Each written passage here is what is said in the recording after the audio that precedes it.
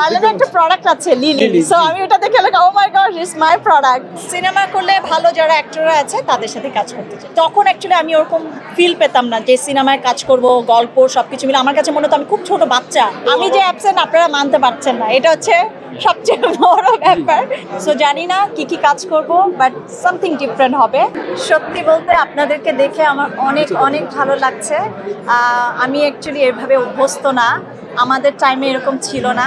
বাসায় যে ইন্টারভিউ দেওয়া হতো এবং অফিসে যে ইন্টারভিউ ম্যাক্সিমাম ফোনেই হতো, বাট পত্রিকায় সব পত্রিকা, হ্যাঁ টিভি চ্যানেলও খুবই কম ছিল। বাট এরকম একটা মানে সবাই একসাথে আপনার সামনে সবার সাথে কথা বলতে পারছি, it's a connection, right? So আপনার সাথে আমার ডিরেক্ট কথা বলছি, ইভেন দর্শকরা আমার সামনে। Jamuna ইস্তি, the goodness of purified air. আমার বাসায় এনেছি যমুনা ইস্তি, আপনি কিনছেন তো? আমার মনে হচ্ছে আমার সব দর্শক এখানে, so it's a good feelings, খুবই ভালো লাগছে। অ্যাকচুয়ালি এখন অনেক বেশি ট্রান্সপারেন্ট, সো মানুষ এখন কোনো কিছু লুকিয়ে রাখে না, সবাই খুব বেশি ওপেন। আমরা আগে খুব বেশি ওপেন ছিলাম না, সব কিছু হাইড করে রাখতাম সব কিছুই। সো এখানে হাইড অ্যান্ড সিকের কোনো কিছু নাই। আমি আমার লাইফে আমি যা করছি, সো সবাই জানে। সো এখনও আর্টিস্টরা বা মানুষ আমার মনে হচ্ছে যে সবাই খুব ওপেন মাইন্ডেড। সো এর জন্য জিনিসটা ভালো, খারাপ না। হার্লেনের আজকে তো ফার্স্ট আমি ভিজিট করলাম। আমার যতটুকু মনে হলো যে হার্লেনের অ্যারেঞ্জমেন্টটা সব কিছু অনেক কিছু আমার দেখে মনে হচ্ছে তারা খুব সুন্দর মতোই প্ল্যান অনুযায়ী মার্কেটে এসেছে এবং তাদের নিশ্চয়ই কোনো গোল আছে। আমি ডেফিনেটলি মনে করি যে এখান থেকে যারা ক্রেতারা আছে তারা ডেফিনেটলি ভালো কিছু পাবে আশা রাখছি এবং তারা এই জিনিসটা মেনটেন করবে। কোয়ালিটি অবশ্যই মেনটেন করা উচিত সব ক্ষেত্রে। Quality is the first priority, you have to maintain ইট।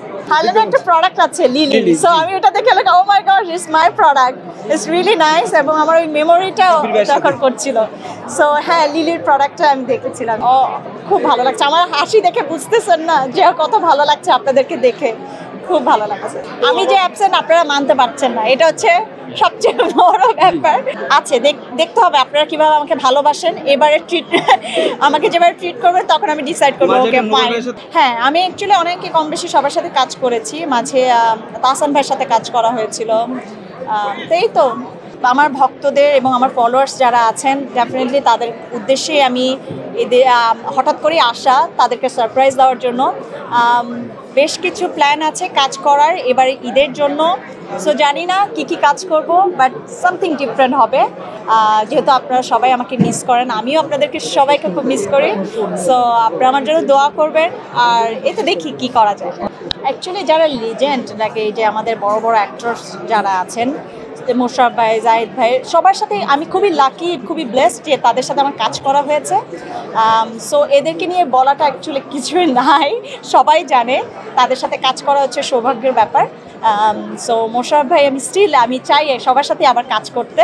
কাজের ব্যাপারটা অ্যাকচুয়ালি আমরা এত বেশি ব্যস্ত থাকি যে যার অবস্থান থেকে, ওটা অ্যাকচুয়ালি হয় না। কারণ হচ্ছে এখানে যে অপরচুনিটি থাকে একটা কাজ করার জন্য, যে অ্যারেঞ্জমেন্টটা থাকে ওখানে অ্যাকচুয়ালি এটা হয় না, কারণ ইটস এ ভেরি এক্সপেন্সিভ যে কোনো কাজের জন্য। সো ওরকমভাবে, আর আমি সবসময় প্রেফার করি কোয়ালিটিফুল কাজ। সো সেরকম কাজ না হলে আমি কখনোই করি না। আপনারা জানেন আমি কাজ খুব মেনটেন করি। আমি আমার ছোট বয়স থেকে মিডিয়াতে যখন কাজ করা শুরু করি, আমি খুবই বেশি কনসার্ন ছিলাম যে প্রফেশনালিজম। সো আমি ওটাই মেনটেন করতাম, এখনও করছি। Cinema it's very interesting thing. তো ওই সময়টা আমি অনেক ছোট ছিলাম, তখন অ্যাকচুয়ালি আমি ওরকম ফিল পেতাম না যে সিনেমায় কাজ করব, গল্প সব কিছু মিলে আমার কাছে মনে হতো আমি খুব ছোট বাচ্চা, আমার সাথে যায় না। সো এখন অ্যাকচুয়ালি টোটালি প্ল্যাটফর্মটা ডিফারেন্ট, কাজের ভিন্নতা অন্যরকম। সো এখন যদি ভালো কিছু হয়, সো ওয়াই নট। সিনেমা করলে ভালো যারা অ্যাক্টররা আছে তাদের সাথে কাজ করতে।